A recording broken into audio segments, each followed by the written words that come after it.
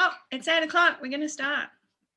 So hi, everyone. Thank you very much for joining us here this evening in what is our first Zoom presentation for Permaculture Central Coast. And really what I'm going to do is give you a bit of a helicopter perspective. We've had a great time getting together with the new team of volunteers that I've called the Dream Team, because for me as president, I can't imagine having a better team of people. We've got some amazing skills in this group. And what I'm going to do now is attempt to share my screen and see how that goes. So, okay, this is the screen I want to share.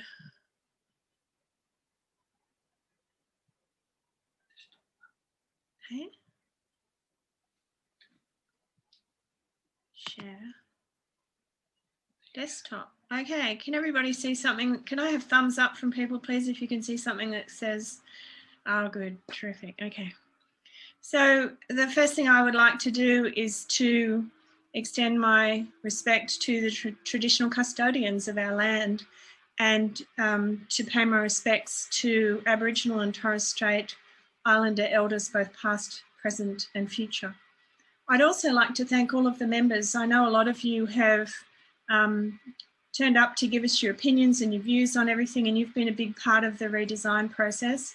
And to all of the volunteers, and in particular the committee that preceded us, they left us with an organisation in wonderful shape, in both financially and socially. It's a lovely group of people, and we're deeply indebted to them for the handover that they gave us and all of the information that they shared. My deepest thanks to the Dream Team. As I said just before we started, I couldn't ask for a better group of skilled people. I think at last count we're up to 18 now on the team. We've got 18 people volunteering, and there is always room for more, as you'll see when we get going with the presentation. Oops. So the thing we thought would work isn't working. Let's go that way. So I guess the first question I want to address is, well, why change anything? Why not just leave things as they are? And these were the main reasons. Group membership has remained pretty static. So each year we get about as many people leave as we do join. Some new members come only once and they don't come back. We've also had people who join for 12 months. We don't see them at the end of 12 months. They don't renew their membership. So we're trying to do something about that. We'd like the group to be a lot more diverse and accessible than it has been in the past, and diverse in terms of age. We've got plenty of gender diversity, cultural background, those sorts of things. We've been given a mandate from the previous committee. Those of you who were at last year's AGM will remember Karen's excellent report as president and all of the recommendations that she made, and they've been passed on to us to implement.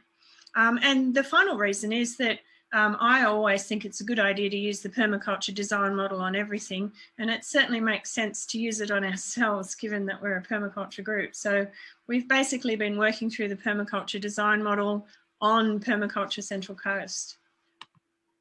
So I want to reassure everybody this is not a baby out with the bathwater scenario. We have had good feedback from members on the stuff you really love.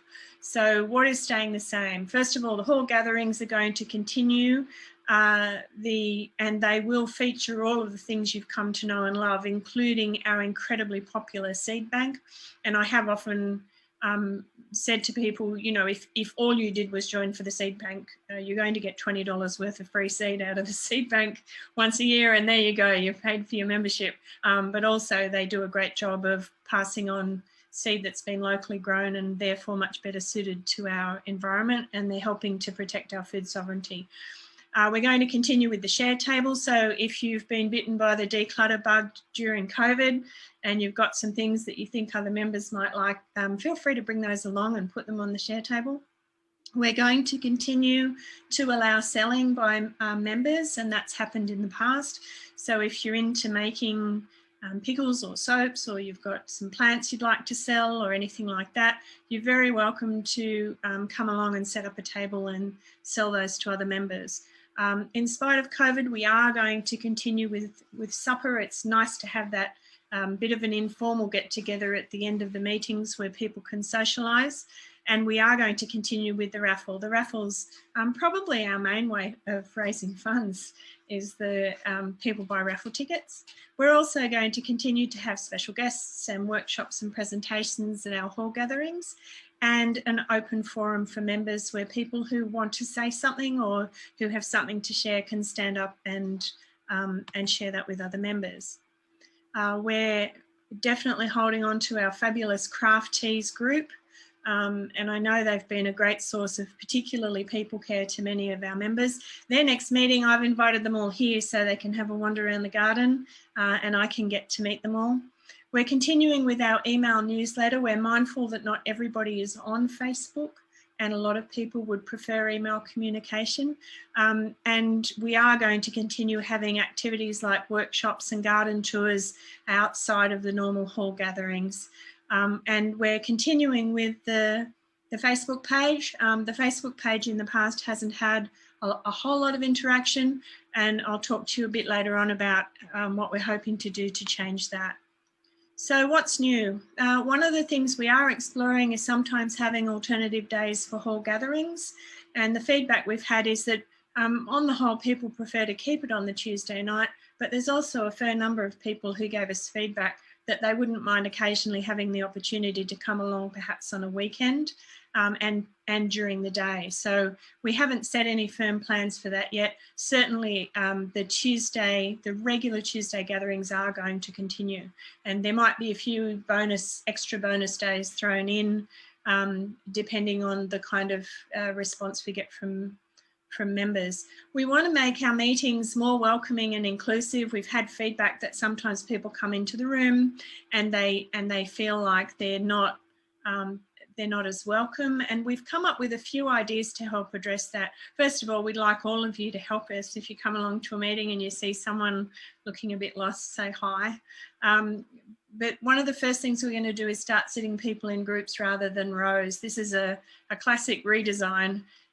People in rows socially, we associate that with things like waiting rooms and airports where it's actually a bit awkward to turn and talk to people. Whereas when we sit in groups, we feel like we're playing a game, or we're sharing a meal with someone, or we're sitting down with friends. And so just moving people to sitting around tables, I think, is going to make a big difference in terms. And we know that the 2 meetings that we held where we set the room up that way, everybody made friends. Everybody reached over and said hello and introduced themselves and met people they didn't know before. We're going to introduce new name tags, and I've put the new name tags up on the Face group page for anybody who wants to have a look.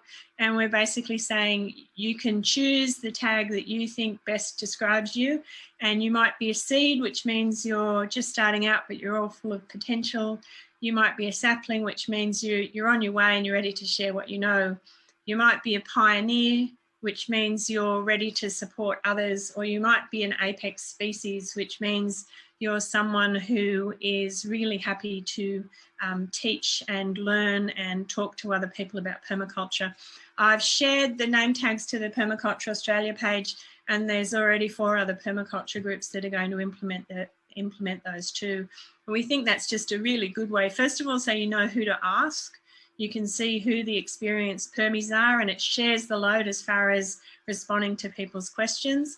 We think it'll be good fun, you know, when you get to the stage where you go, you know what, I reckon I'm going up a grade. I want to trade my old name tag in and get a new one.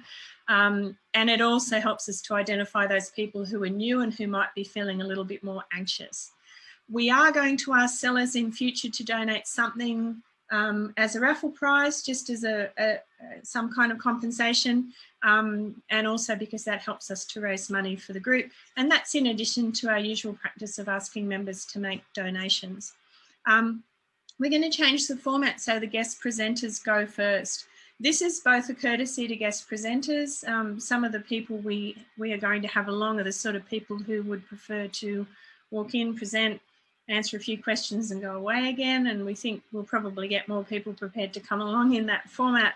But it is also for those of you who've said that you're very busy and you'd prefer to know when guest speakers are talking. So from now on, guest speakers will pretty much start at 7. We'll do a quick intro and then straight into whoever's presenting. And then we'll do our open forum after that, so that those that want to can, people that don't want to stay for our open forum and who don't want to stay for supper can leave early and get home to their kids or their family. So Sandy Isles has decided she's going to run a project on the dig. For those unfamiliar, there is a garden out the back of the hall. A lot of our members are unfamiliar with it. And Sandy's decided she's going to talk to other hall users about how they use that space. And so we're applying the permaculture principle of integrate rather than segregate. And she wants to talk with them and with Steve, who's done such a great job of coordinating it, about what the options might be for the future. So this is one of those things where we have put the call out now a number of times for anybody who might be interested in taking this on as a project. And so far we haven't had anybody put their hand up. So if you do have an interest in helping to run this little garden, perhaps as a community garden or as some other kind of space, please contact Sandy, because if we are going to have continuing involvement, we will need people who are happy to run it. If we don't get volunteers, we will hand it back to council. We've updated the constitution. I know, yawn, how boring, constitution. But we were operating under the model constitution, and most of what we've done is to just update it so that it lines up with how the group works, because there were some discrepancies between what it said and what we were doing. Part of that has been, but part of that update has involved a few changes. One of them is we're going to move the AGM to the end of the financial year. The feedback from a lot of the volunteers, not all, but from a lot of the volunteers was that to have the meeting at the end of the year and then to go into 2 months of no activity was actually quite difficult. And I am very grateful that people have made themselves available over the Christmas New Year break when most people would have taken a holiday. So I think the volunteers deserve a holiday at the same time as everybody else, and that's hard to do if the AGM is at the end of the year. So we will move it to the end of financial year. We're going to limit the president to a 2-year term. We just think it's good practice to keep moving that role around and not to have anybody feeling like they're stuck in it. We also think that's a good way to encourage more people to step up and have a go at being president, because they know they won't get stuck there. And we appreciate that that's been a concern for people in the past. We've made John the membership officer, part of the executive team. That's really just acknowledging something that's been long-standing. He's always been a really important part of that team, and will continue. Whoever's in that role clearly needs to be part of that team. The big change we've made is that we're doing away with competitive elections. I don't think they're a good example of people care. I think the idea for me of nominating for a role, turning up on the night and then being voted out of the position makes my blood run cold. I think it's embarrassing for people, and it can be quite humiliating. Why would you do that? Why would you put your hand up and say, hi, I want to be a volunteer? Oh, I'm sorry, someone else won the job. That's awful. So we're changing that to a process where anyone that volunteers to assist in running the group will be welcomed. We'll say, hooray, you want to volunteer? That's great. And then everybody that volunteers will get together as a group, and we will talk about who wants to do which role. What did you do last year? Have you had a turn of doing this? What kind of skills have you got? I've used this model in other organisations, and I know other people that use it, and it's a lot friendlier. It's a lot more inclusive. And on the whole, you get a lot more people turning up because they know they're going to be able to do something. And we're not going to push people into taking on roles that they're uncomfortable with. So that's probably the biggest change is competitive elections will only be used as a last resort. And personally, I'd see that as a sign of failure. I think as intelligent and caring adults, it should be possible for us to sit in a circle and decide what everybody's going to do for the next 12 months. There's a new logo coming, and this was one of the tasks that was handed to us by the previous committee. They were clear about the fact that the logo doesn't scale well, which is to do with it being used on social media and also on the website. And so the really great thing that happened was when we got our executive team and our volunteers together, someone on the team said, I'm actually somebody who does this for a living. So Rowan's been doing we've all been part of a full branding exercise, which for many of us is a first. And there is, I'm not going to steal his thunder because there is a new logo coming soon, and we're hoping to get that up on the Facebook page. I'm thinking, Rowan, maybe I'm going to put you under pressure and say sometime next week, or not, depending on Rowan. But then, of course, we're going to do a website redesign. That's a whole lot more than just putting the new logo on the website. We're looking at what that website should look like to be friendlier and more accessible. And we're also looking at adding a directory for professionals. So one of the things that people have told us they go to this website looking for, if they're Central Coast residents, is, you know, where can I learn permaculture? Where can I find a designer? Where can I find businesses aligned with permaculture? So we're going to set up a category of professional membership so that people can join as professionals and have an entry on the directory. I am aware that in the past there's been a kind of a prohibition on any kind of advertising. The group had a really good conversation about this, and we felt that, you know, these people are the backbone of, you know, small businesses are the backbone of Australia as far as employment goes. And as permaculturalists, one of the things we should be doing is supporting right livelihood, and that includes supporting those businesses that are doing things that are aligned. I also just think it'll be really handy that, you know, when I want to go find somebody, this is probably going to be my first port of call, and that will be of benefit to other members as well. We've set up a new private Facebook group. So the way the page worked was that if you posted something to the page, it got eaten, and it looked as if nobody was seeing what you posted, and it actually went to a pocket on the Facebook page called Community, which I didn't know was there. So my own experience was I posted 3 or 4 things. I never saw anything come up, and I assumed I had no permission to post. And in fact, they were ticking away in the background somewhere. So we've set up a new private Facebook group that's already got some great activity happening on it. Those of you who know Nevin Sweeney, who's the wonderful gentleman who's already come and presented at Permaculture Central Coast a couple of times. He's from Permaculture Sydney West. And Nev is now on our Facebook group and happily answering permaculture questions for people and sharing stuff from his wonderful blog. We've got a number of our members already sharing photographs of their gardens and all kinds of other things. So that's another new thing. I'm going to be doing a regular 5-minute spot on ABC Local Radio on permaculture. We're still talking about whether that will be monthly or fortnightly. We're also going to be doing, so we're going to continue the Zoom presentations, which were started as a bit of an act of desperation during COVID, but we had such great feedback from people about, gee, we love these, they're fantastic. So we'll be using them in 2 ways. One will be getting in really great guest presenters, as the committee did last year. And the other will be having Zoom available for members. So if you're a member and you've got something you'd really like to do a workshop on, we've now got Paul as our coordinator. We can now set you up to do a Zoom presentation at a time that suits you. The great thing about this is we really can schedule this to suit presenters. So it means we're much more likely to get good presenters, because I can say to a presenter, you tell me when it suits you, and we'll do the presentation and then we'll record it, and then anybody that wants to can watch it later. We've had a group of people step up who want to set up a PermaBlitz team, which is really exciting. And they're going to be looking at going out to properties and also having a teaching component to those days. And this is great for the hands-on learners, the people that learn best by doing.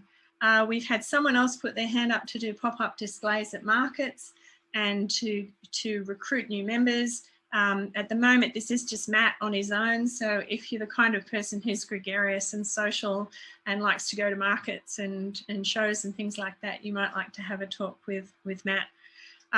We've also created something called local events coordinators.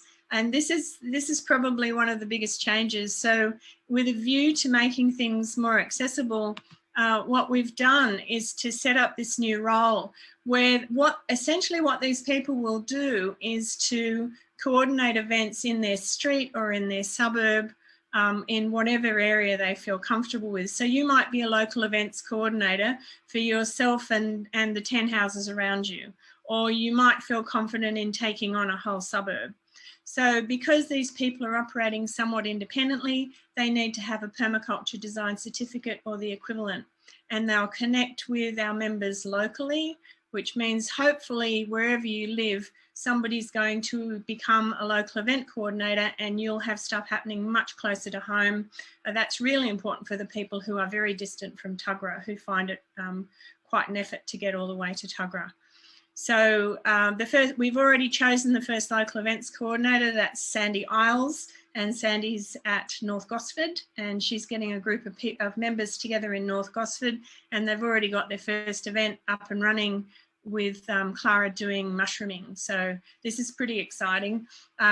So there's lots of room for creativity here. We haven't been prescriptive about what local events coordinators do, and they may want to do book clubs or produce shares or bulk buying groups or something of that nature. And we're really happy for them to just get creative with their local people and figure out how they can get more permaculture happening on the ground. The big focus here is building real community and mutual support locally.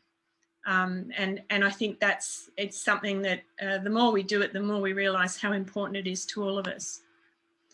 So our first get together for the year is in the usual pattern. It's on Tuesday, the 16th of February from 6:30 p.m. And please arrive at 6:30 if you wish to sell. You've probably already seen the advance notice. What we're going to do is introduce you to all of these amazing people who are going to be doing all this stuff. So there's an opportunity for you to ask them questions and to get further detail about what it is that people are doing.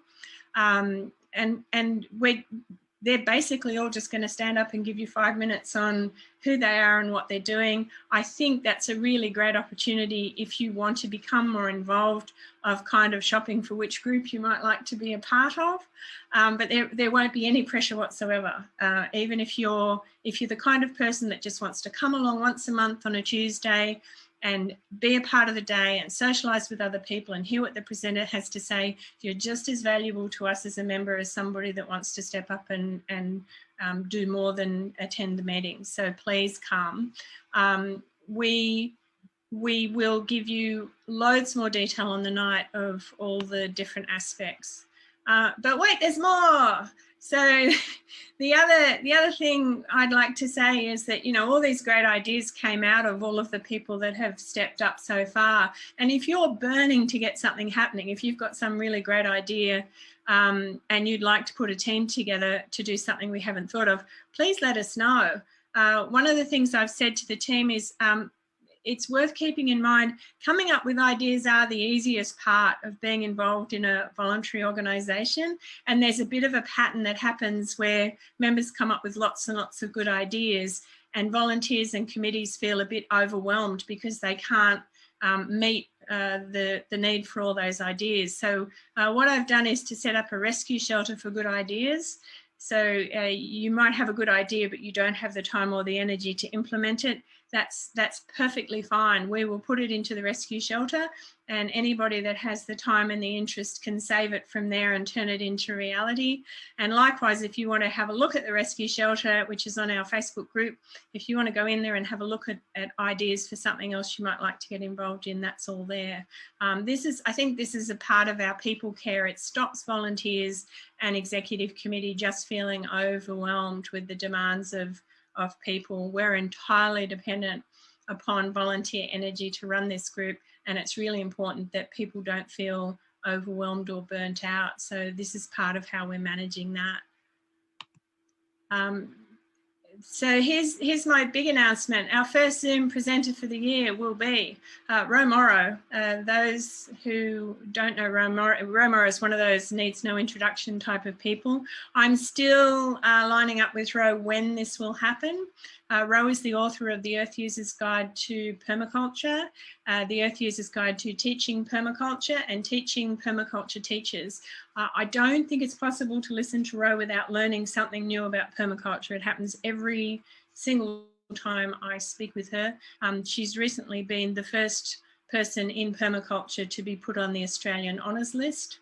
And she did ask me to mention that although she's been under considerable pressure to hand that back, she's chosen, and she said, a small part of my ego was tempted to hand it back and to bring glory upon myself for doing so.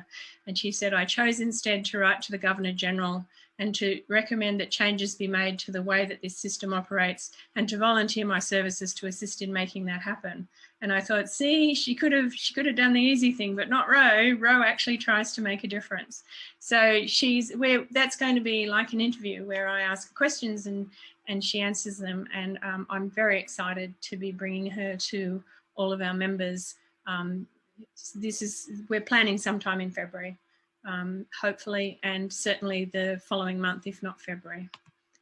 So that's it from me. That's my 25 minutes with 5 minutes left for questions. So if you have any questions or comments, you're very welcome to ask now or to send us an email or come along to our next hall gathering, which we're really excited about, or to join the discussion on the Facebook group. And I've just realised I forgot to mention the COVID restrictions on food for supper mean we need to bring things that can be handled with tongs because we'll have 2 people serving everybody else so that we're not all touching the same utensils.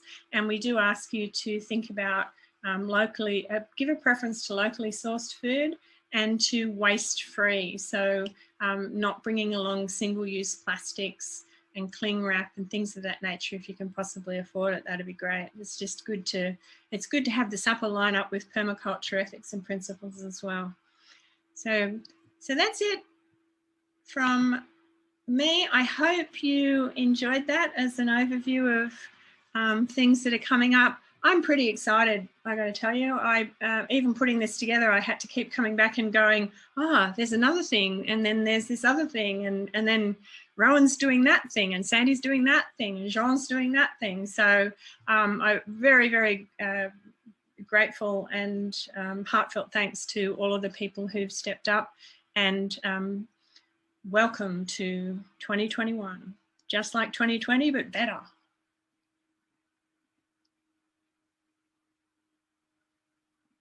You can unmute everybody now if you like. Thank you. Thank you, Meg. That was great. Thanks, Meg. That was excellent. Thanks, Linda. Thanks, everyone. I do have time for a couple of questions if anybody's got any burning issues, or please come along on the Tuesday. Mark's got a question. Mark. Hi. Can I just ask the Facebook page, what's the actual name of it? The Facebook group. The Facebook group, yeah. Yeah, the group is called Permaculture Central Coast. If you go to the page, there is and you click on groups at the top of the page, you'll find a link to it. That's probably the easiest way to find it. Okay. There's also a post on the page. Sorry, everybody, Facebook does my head in too. There is also a post on the page that links to the group. Okay. So for those not interested in Facebook, just pretend we were having a private conversation and don't let it stress you out. It's all good. Thank you. Thanks, Mark. Hi, Meg. So the meeting next on the 14th to 16th will also be Zoomed or not? We're not planning on Zooming it, but we have been talking about doing Facebook Live. So part of the difficulty with filming the live meetings is just the logistics of when you've got a lot of different people and people are moving in the space, as opposed to Zoom where we're sitting in front of our computers and looking at a camera. So yeah, it's one of those things where if there is somebody available who's prepared to film it and send it out via Facebook Live, then we're really comfortable with that. But we also need to be mindful of people's privacy. So it's going to be on a case-by-case basis. If on the evening we have somebody say, look, I would really prefer not to be filmed, I think we have to honour that just as part of our people care.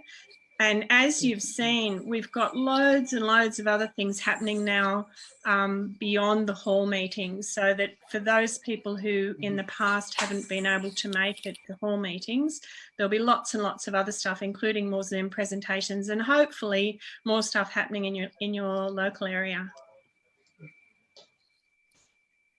Thank you, Meg. It looks like it's going to be fun.